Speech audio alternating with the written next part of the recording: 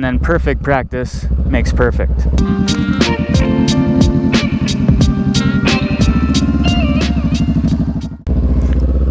So here we go.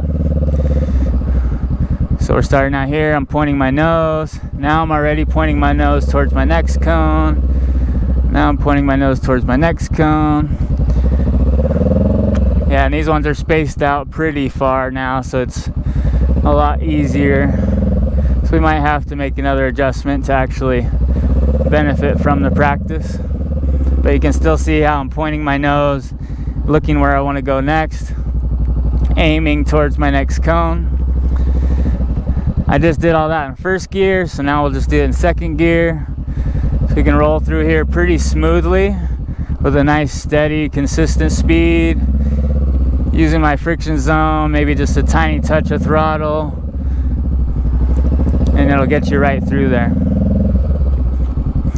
And we can loop right back around here. A little bit of body position for a U-turn. Now we can try and slow it down and go even slower through here, using our rear brake to kind of creep it, balance the bike, using a little bit of body position, keep the bike from falling over.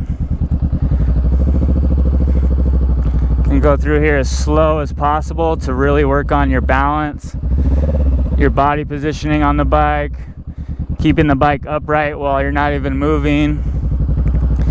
If you feel like the bike's gonna fall over, you can just ease your clutch out a little bit, give it a little bit of throttle, and it'll stand you right back up. So you can try to get through there as slow as possible. Alright, now we'll try it on a sport bike and see if we can pull it off.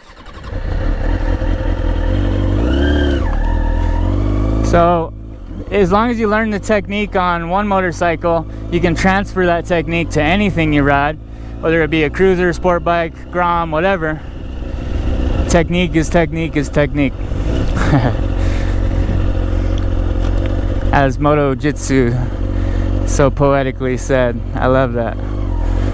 Reminded me of some Gene Wilder, Willy Wonka stuff. So here, same thing. I'm using my friction zone. I'm pointing my nose.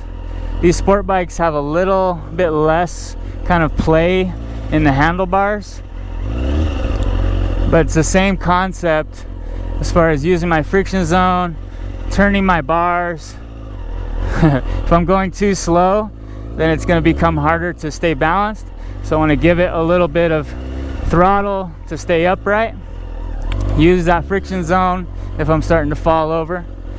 So this time we're going to give it a little bit more speed as we come through, make it a little bit easier. We can also utilize our rear brake. And notice the line I'm choosing. I can turn my front tire in earlier and start my turn earlier around the cones. And that'll help me have a nice smooth path through here. If I'm making my S-turns too wide, then it's going to make it more difficult. But if I stay hugged in closer to the cones, it's going to make it a lot easier.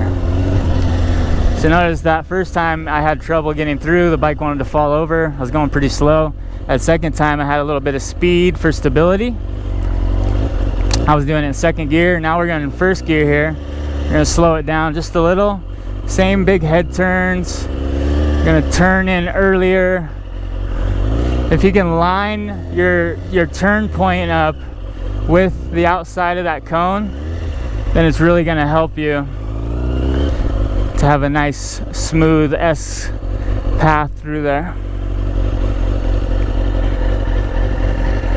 Yeah.